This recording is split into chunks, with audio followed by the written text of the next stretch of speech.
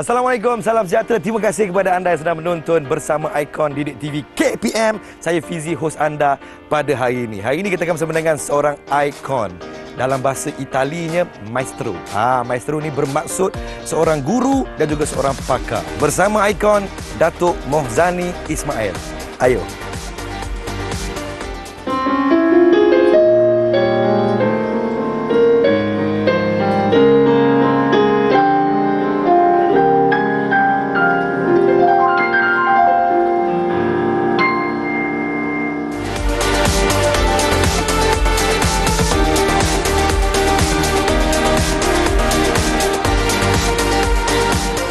Assalamualaikum warahmatullahi wabarakatuh. Nama saya Mohzani Ismail, bertugas sebagai pengarah muzik di sebuah stesen penyiaran dan telah pun bertugas selama lebih 30 tahun dan menjadi pengarah muzik selama 22 tahun. Sekarang saya sudah bersara tetapi dipinjamkan sebagai pengarah muzik kontrak untuk tempoh 2 tahun. Saya berasal daripada Perlis, daripada keluarga guru di mana ibu bapa saya adalah bekas guru dan saya anak kedua daripada dua beradik dan berasal daripada kampung Alor Lancang, Arau, Perlis. Kini bertugas di Kuala Lumpur. Ya.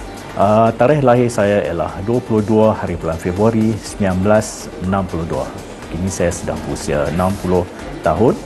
Ibu bapa saya adalah berasal daripada Perlis, kedua-duanya daripada Perlis dan kedua-duanya adalah seorang guru dan kebetulan bapa saya juga boleh bermain alat muzik violin. Daripada seawal usia saya 6 tahun, saya sudah didedahkan dengan alatan violin oleh bapa saya. Sekitar umur 7 tahun, abang saya bermain gitar. Masa saya umur 8 tahun, bapa saya membelikan sebuah piano.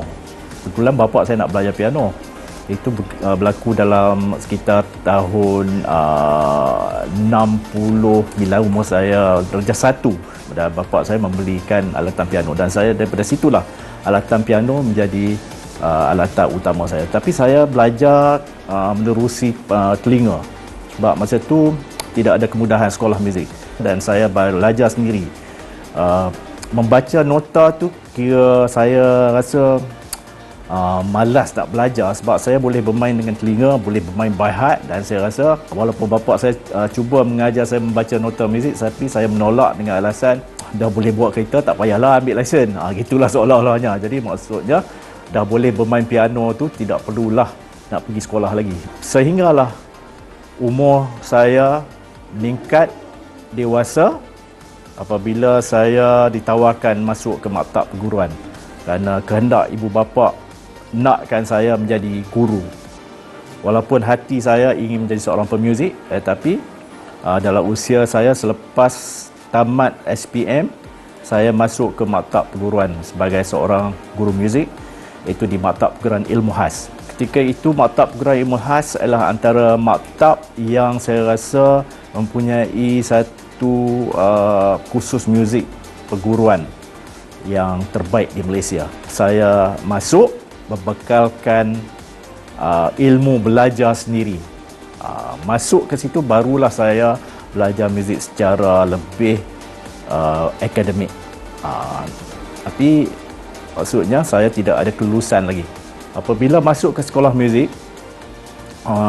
saya boleh dilihatkan sebagai pelajar yang paling menyelah di situ kerana masing-masing minta saya perform, buat persembahan. Mungkin mereka agak terpegun lah. Bermain muzik tanpa membaca nota bagi mereka adalah sesuatu yang berbakat lah. Tapi sebenarnya di situlah pensyarah saya, Encik Jo Celayah, memanggil saya. Dia kata awak main piano bagus tetapi awak perlu belajar nota muzik. Kalau tidak, awak tidak akan melangkah ke mana. Daripada situ, selepas saya habis 2 tahun di maktab perguruan, saya kembali ke Perlis mengajar selama 4 tahun 7 bulan dan saya mendapat tawaran masuk ke Berklee College of Music, Boston. Jadi itu ialah pencapaian saya yang pertama lah yang saya rasa selepas masuk ke maktab perguruan, menjadi anak pelis pertama. Datang pada pelis tetapi dapat melanjutkan pelajaran dalam bidang sarjana muzik di Berklee College of Music Boston yang merupakan salah sebuah sekolah muzik yang terbaik di dunia.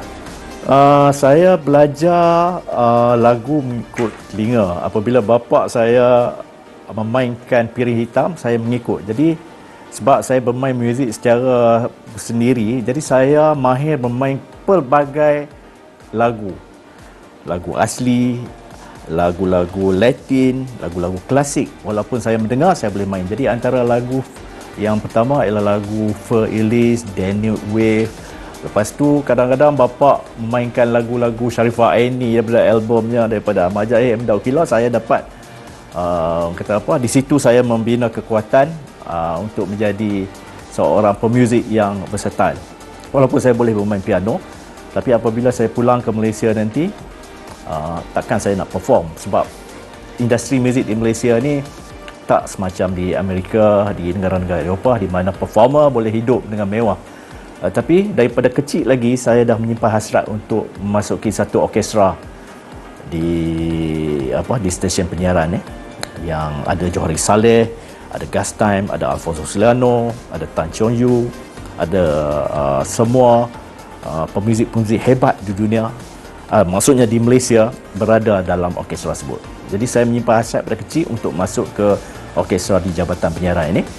Dan apabila saya menamatkan ijazah sarjana muda dalam bidang pengkhususan orkestra dan juga persembahan muzik, maka saya balik ke Malaysia tahun 1991, 87, 88, 89, 90. Saya kerja dulu di sana selama 3 bulan dan saya pulang hujung 90. Hujung 90 saya pulang, saya terus masuk saya bekerja dulu di hotel sebagai pemain piano sementara saya memohon untuk bekerja di stesen penyiaran tersebut. Dan tahun 1991 saya diterima masuk sebagai pemain piano dalam orkestra. Itulah langkah awal saya dalam bidang muzik apabila saya pulang daripada Boston.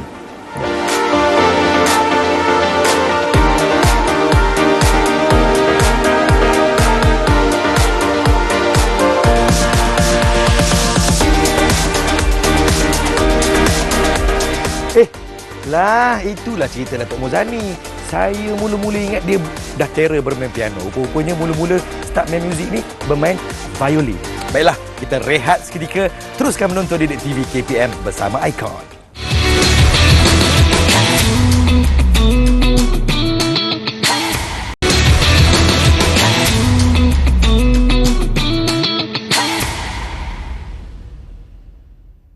Selamat kembali menonton Didik TV KPM. Masih lagi bersama dengan saya Fizi, host anda, dan anda sedang menonton bersama Icon.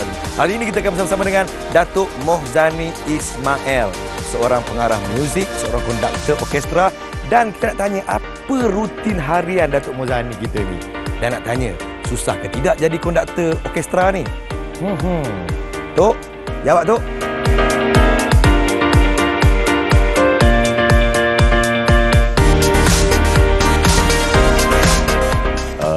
Sekembalinya saya ke tanah air dan tadi saya mendapat peluang untuk bekerja di stesen penyiaran, di orkestra, satu-satunya orkestra di Jabatan Penyiaran, dan saya menjadi seorang pemain piano. Daripada tahun 90 saya menjadi pemain piano, tapi daripada tahun 91, 2 tahun selepas itu saya dinaikkan pangkat sebagai pemimpin orkestra. Di situlah saya dapat mencurahkan segala pengalaman ataupun semasa saya belajar. Saya kira itulah satu tempat yang paling tepat untuk saya bekerja.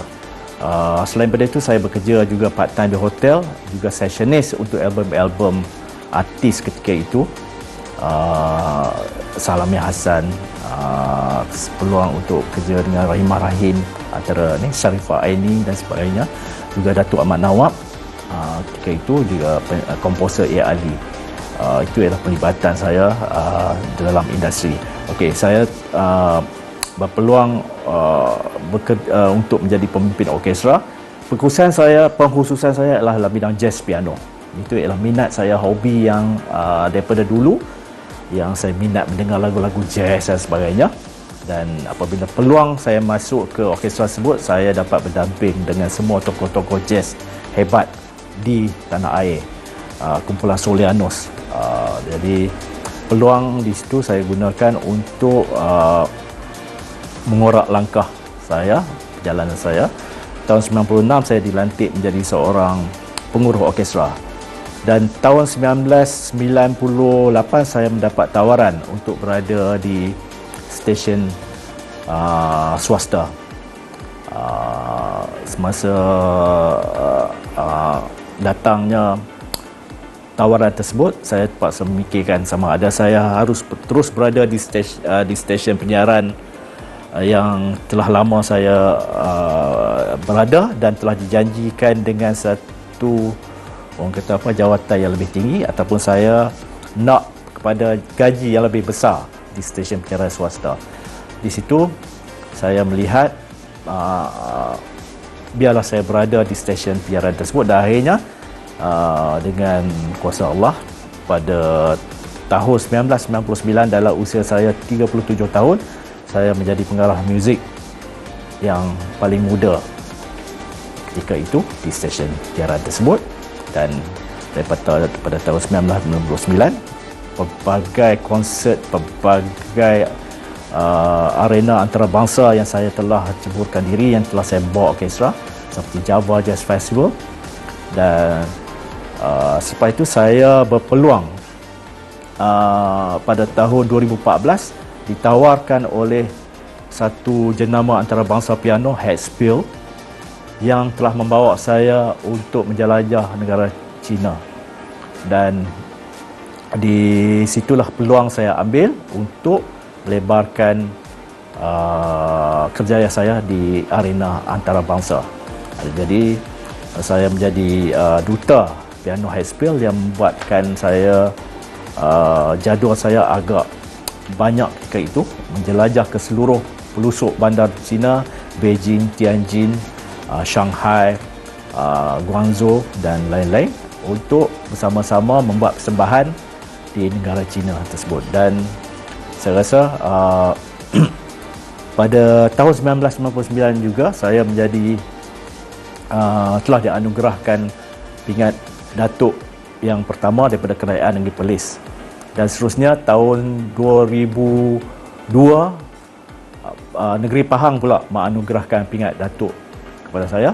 Dan tahun 2015 pingat Datuk saya yang ketiga diberikan lagi oleh Kerajaan Perlis selepas saya pulang daripada tour saya di negara China.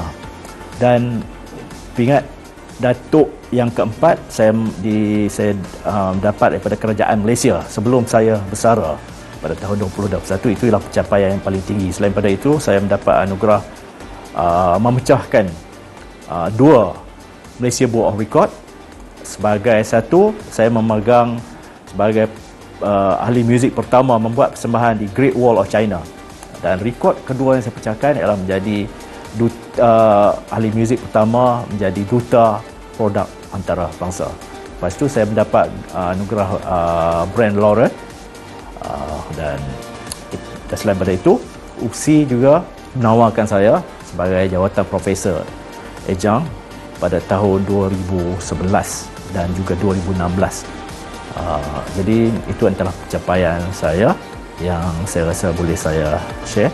Dan pada 22 hari bulan 2 tahun 2022 tahun inilah saya bersara sebagai penjawat awam dalam usia 60 tahun. Tetapi bulan 6 saya kembali ke stesen penyiaran tersebut untuk jangka masa lagi 2 tahun, dan KPI saya ialah untuk mendapatkan pelapis untuk menggantikan saya sebagai pengarah muzik.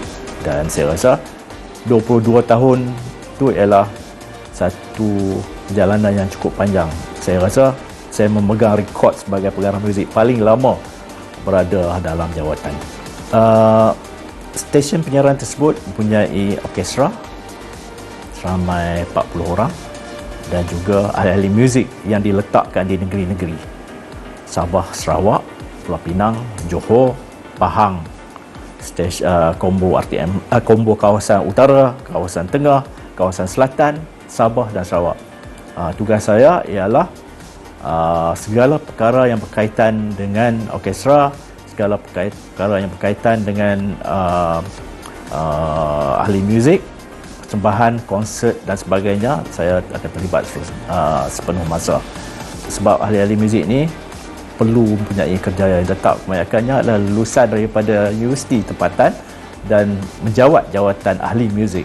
Jadi tugas saya ialah memastikan kerjaya mereka terjamin, juga melaksanakan pelbagai aktiviti untuk mereka dari masa ke semasa, dan juga selain itu membantu industri muzik tempatan.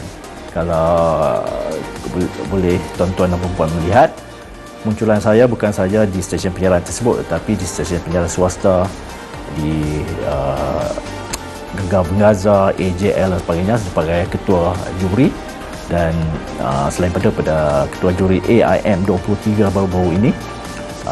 Jadi itu adalah antara tugasan saya. Selain dari itu, saya biasa membuat persembahan mengiringi artis. Maknanya walaupun saya terlibat sebagai pengarah muzik, saya masih lagi terus membuat persembahan sebagai pemain piano, bergantung pada undangan dari semasa ke semasa. Yang pertama saya suka kucing.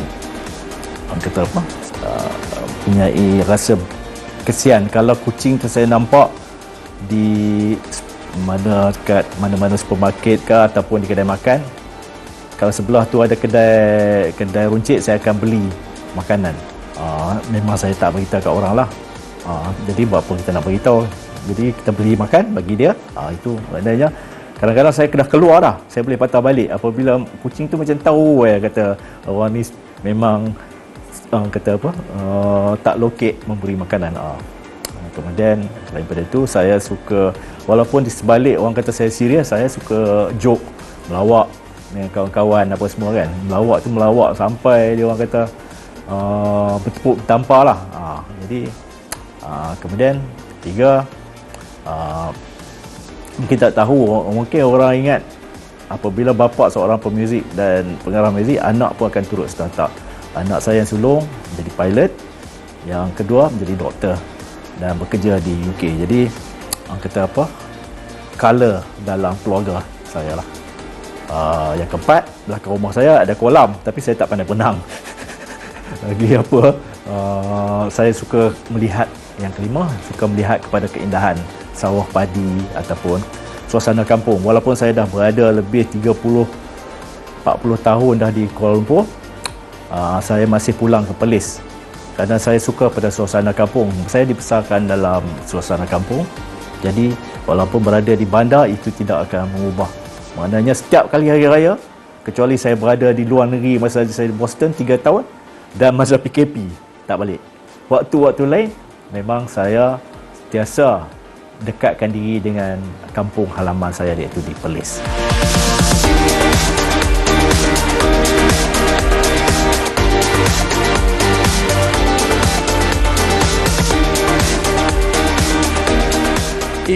Sibuk juga kehidupan Datuk Mohzani Ismail, ya. Tapi dalam kesibukan beliau, dia sempat membagikan masa antara keluarga dan juga kerjaya. Baiklah, kita rehat seketika. Jangan ke mana-mana, teruskan menonton bersama Icon Didik TV KPM.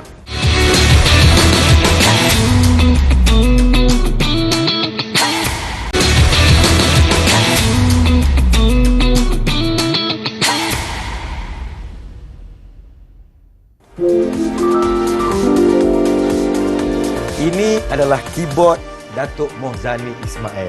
Selamat kembali menonton bersama Icon Didik TV KPM dan saya Fizi, hos anda pada hari ini. Kali ini kita nak menyelami corak-coret kehidupan Datuk Mohzani Ismail. Mesti ada yang manis, ada yang pahit, ada yang suang-suang kuku. Silakan Datuk.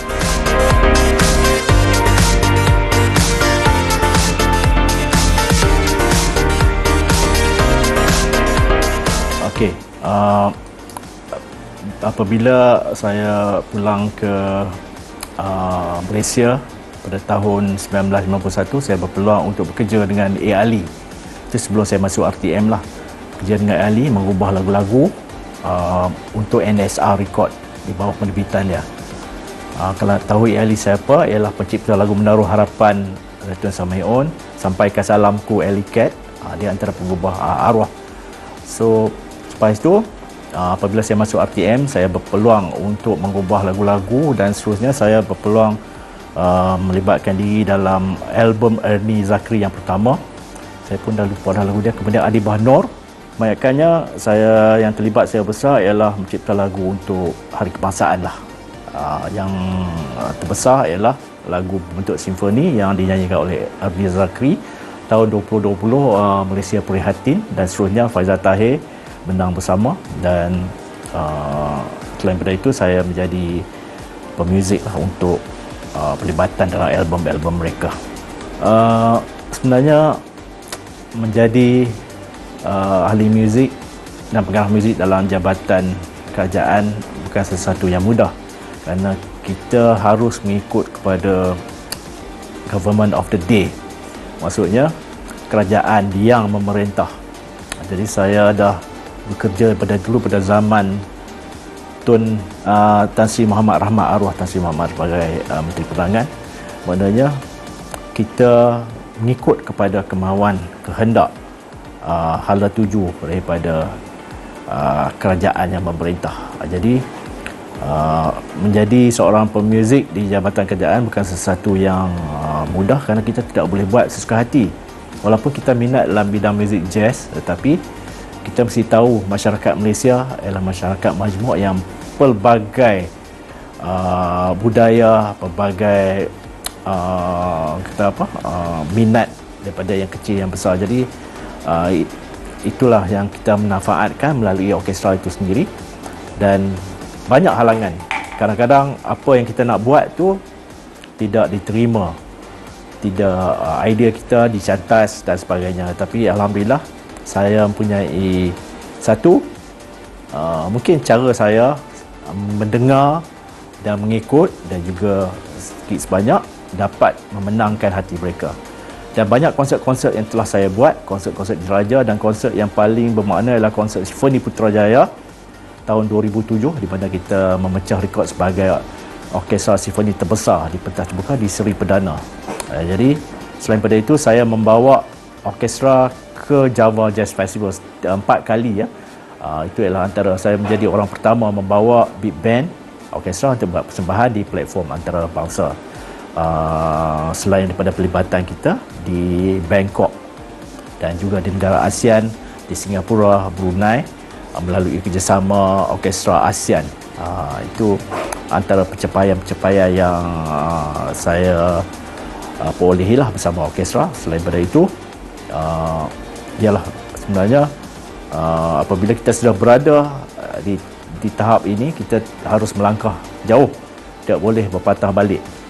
Cumanya bagaimana kita menguruskan kita punya hubungan dengan orang atas, dengan peringkat-peringkat menteri sebagainya, dan juga orang ramai yang kadang-kadang zaman sekarang media sosial, orang boleh menempelak, orang boleh membagikan kenyataan-kenyataan yang, tapi saya ambilkan itu sebagai satu anjakan untuk saya bergerak terus ya.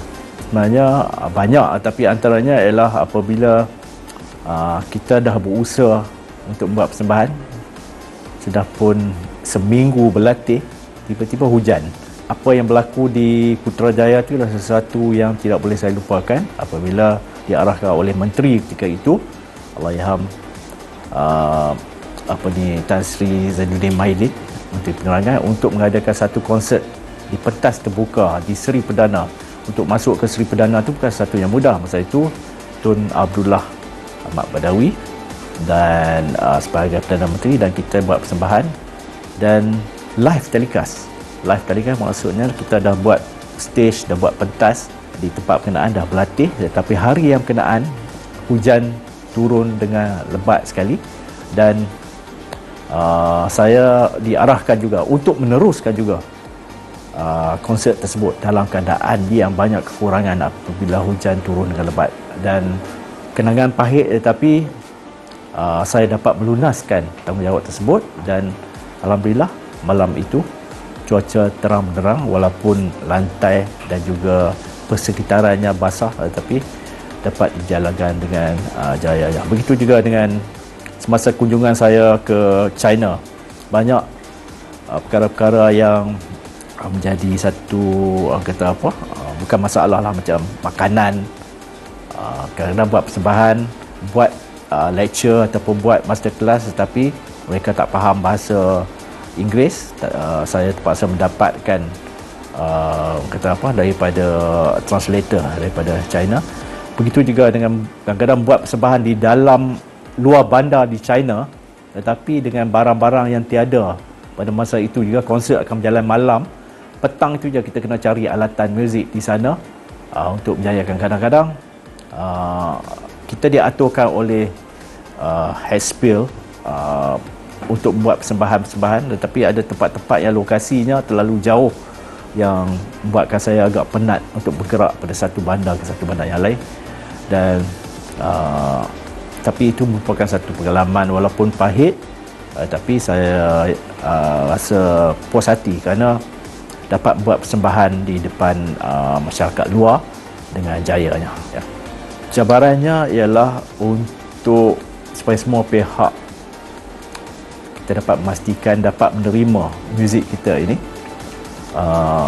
supaya kadang-kadang minda ataupun orang-orang Malaysia ni berubah-ubah. Dan kalau dulu hanya stesen kerajaan saya yang ditonton, tapi apabila banyak stesen-stesen penyiaran swasta yang muncul, maka itulah persaingan timbul, di mana untuk mendapatkan satu penonton yang minat, yang dapat menjadi kita punya follower, itu adalah antara cabaran kita. Walaupun muzik itu orkestra ataupun persembahan saya lebih kepada arah-arah yang muzik-muzik jazz, tapi saya mengkaji bagaimana minat orang Malaysia ini supaya kita tidak mengeluarkan satu persembahan yang syok sendiri yang kita saja tahu. Jadi membuat persembahan di khalayak yang pelbagai. Dan apabila kita masuk kampung buat persembahan, orkestra pernah masuk kampung di Bentong, di perkampungan orang asli. Jadi cabaran bagaimana masyarakat setempat sebut kita menghadiahkan muzik yang bersesuaian dengan jiwa mereka. Jadi muzik ini dia punya evolusi dia sentiasa tidak ada penamat. Jadi bagi saya satu lagi, saya perlu, walaupun usia sudah meningkat, tetapi saya kena merelevankan diri saya berada dalam industri, sama ada sebagai pemain piano, sebagai seorang konduktor, pemimpin orkestra, ataupun sebagai seorang juri. Sebab itu saya sentiasa memperbanyakkan terus dengan aktiviti-aktiviti. Tapi dalam usia sebegini, saya tidaklah semacam dulu di mana saya lebih aktif ketika itu, ke sana ke sini apa semua. Tapi sekarang saya lebih memilih kepada persembahan-persembahan yang bersesuaian. Dulu kebanyakan orang belajar sendiri. Belajar sendiri itu maksudnya dia minat dia belajar. Berbeza dengan sekarang, kita boleh pergi ke sekolah muzik, dan kebanyakan ahli muzik sekarang mempunyai kelulusan dalam bidang muzik daripada universiti, daripada UiTM, daripada ICOM, daripada UMS, daripada USM, daripada Universiti Malaysia Sarawak. Mereka mempunyai kelulusan. Berbeza dengan pemuzik dahulu. Tetapi bakat ialah satu perkara yang amat penting. Kerana ada sijil tak ada bakat, lebih baik ada bakat tak ada sijil. Kerana bidang muzik ni bukan macam bidang kedoktoran. Kalau saja-saja nak pergi cucuk orang, memang orang lari ya. Dia kena ada tahu perkara. Tapi muzik ni main gitar dekat tembok, dekat jalan Tunku Abdul belajar sendiri, tapi masih dapat menghasilkan muzik yang baik pada setengahnya. So bagi saya, pemuzik sekarang ni perlu ada bakat, perlu ada kelulusan. Kerana dua perkara ini akan membawa kita dan bawa kita naik ke atas. Satu lagi, berada di bumi Malaysia ni kita kena tahu kita tidak boleh ada satu genre yang kita minat saja. Kita mesti pelbagaikan. Walaupun saya lebih terarah kepada muzik jazz, tetapi saya boleh memainkan lagu asli, boleh memainkan apa-apa lagu hip hop dan sebagainya pun saya pun paksa kena mendengar sebab nak menjadi juri dalam satu pertandingan yang pelbagai genre ada. Kadang-kadang saya dipersoalkan bagaimana lagu ni menang, bagaimana lagu ni kalah, kenapa ini. So maknanya saya biasa daripada semasa ke semasa kena perbaiki diri saya, kerana education is never ending proses. Dia akan terus kita akan terus belajar. Maksudnya dia bukan garis penamat. Cukup dah setakat ni kita dah pandai dah. Tidak. Kita kena perbaiki diri kita supaya kita terus berada dan juga memberi inspirasi kepada orang-orang muda, kepada anak-anak muda yang ingin melakar kerjaya dalam bidang muzik.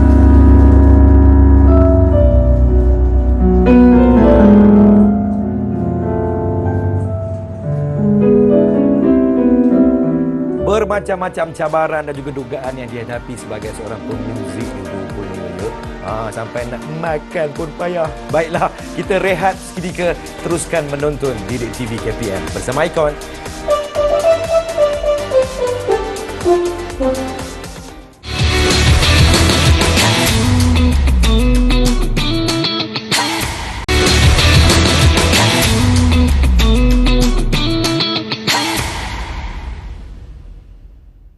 Terima kasih kepada anda yang sedang menonton bersama Icon Didik TV KPM. Saya Fizi, hos anda, dan di sebelah saya kita bersama dengan seorang ikon namanya Datuk Mohzani Ismail. Datuk, terima kasih kerana sudi bersama-sama bersama Icon Didik TV ni, Datuk. Terima kasih jemput saya. Sama-sama, Datuk. Datuk terlibat dengan konsert Diraja KPM tu? Ada. Sebagai apa tu? Tahun 2009 saya terlibat sebagai penggubah dan pemain piano. Pemain piano undangan. Saya masih ingat lagi lagu Ibu telah diminta saya gubah. Ibu Piramli tu? Ibu Piramli. Yang penciptaan Ahmad Jaafar dan dipersembahkan oleh Piramli dalam filmnya. Dan di situ saya memain piano diiringi oleh pemuzik-pemuzik pelajar-pelajar daripada pelajar-pelajar Kementerian Pendidikan untuk konsert tersebut. Sehinggalah yang terkini saya diminta menjadi penasihat yang konsert yang bakal berlangsung, konsert pada Kementerian Pendidikan jugalah. Jadi saya juga seorang bekas guru. Sebab bila saya seorang bekas guru, jadi darah seni yang mengalir itu dan juga dengan bidang pendidikan itu sangat dekat. Jadi saya mendapat latihan sebagai seorang guru dulu, guru muzik, dan daripada situlah rasanya saya sentiasa mendapat undangan daripada Kementerian Pendidikan dalam apa-apa perkara berkaitan dengan muzik. Datuk tak rindu nak jadi seorang pendidik pada ini? Saya masih lagi menjadi pensyarah separuh masa. Dulu saya dilantik sebagai adjunct profesor di Universiti Pendidikan Sultan Idris, dan pada situlah saya mengajar dari semasa ke masa. Cumanya kadang dulu memanglah jadi guru sebab bapak mak guru.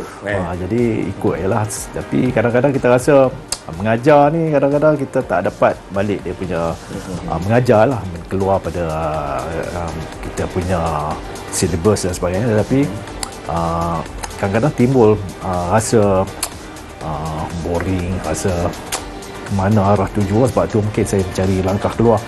Tapi walaupun begitu, saya masih lagi lah mendekatkan diri dengan bidang pendidikan ni lah. Itulah dia. Kalau kita lihat sejarah Datuk Mohzani Ismail ni, boleh dikatakan seorang pemuzik yang sangat berjaya, Datuk.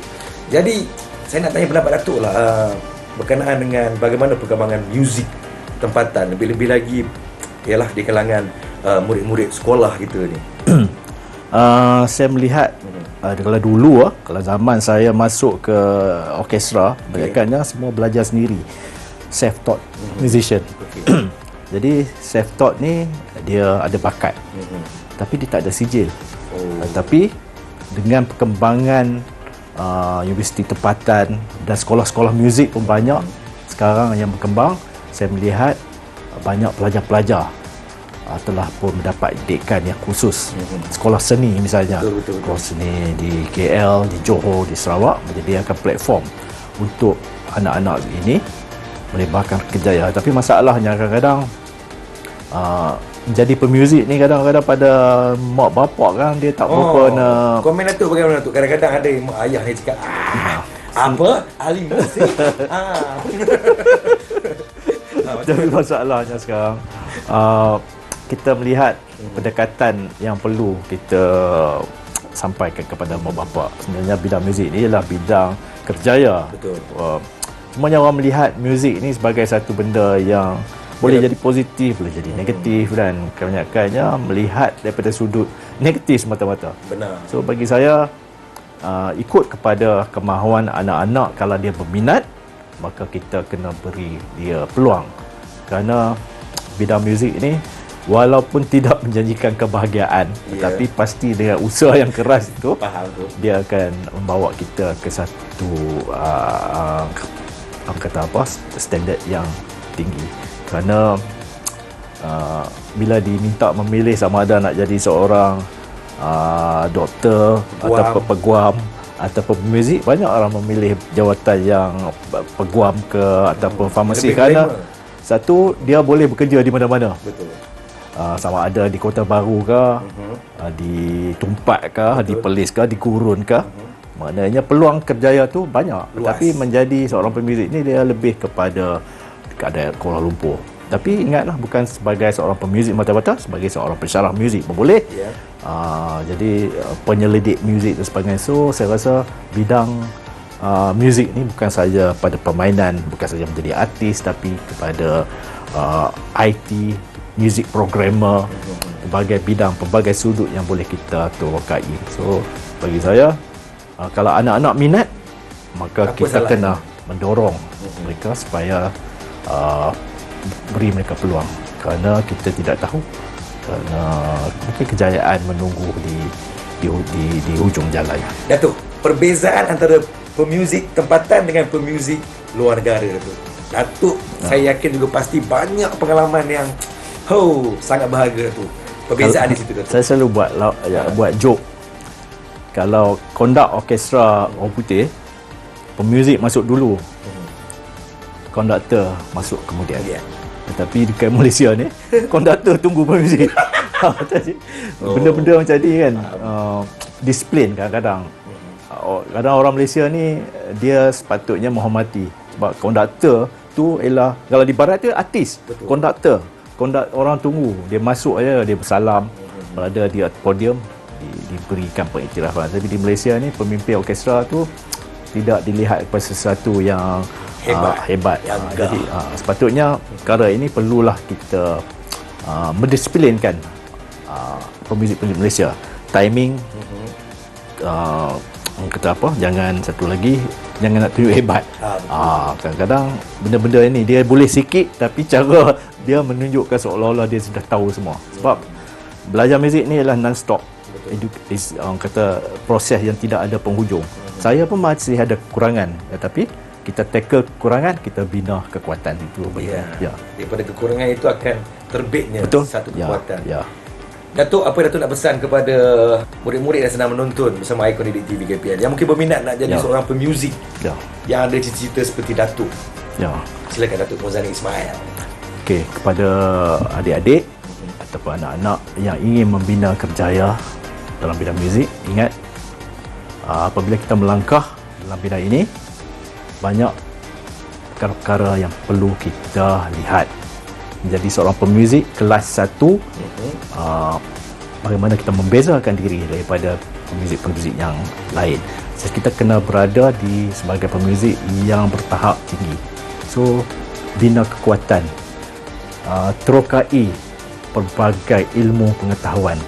Kalau boleh, kita dapatkan pengetahuan di sekolah-sekolah muzik, bukan saja di Malaysia tapi di luar negeri, kerana muzik ini tidak ada penghujung. Kerana dengan teknologi yang pelbagai yang datang menerjah ke dalam industri muzik ini, kita melihat ianya perlu kita pelajari, dan kita kena cari kekuatan apa yang kita minat, itulah yang kita pilih. Sama ada kita nak jadi pemuzik jazz, nak jadi pemuzik rock, atau nak jadi penyanyi, ataupun nak jadi music programmer, nak jadi artis penyanyi, apa saja bidang muzik, dia memerlukan satu kekuatan, dan sekali kita melangkah, kita tidak akan boleh, kita akan berpaling ke belakang. Ya.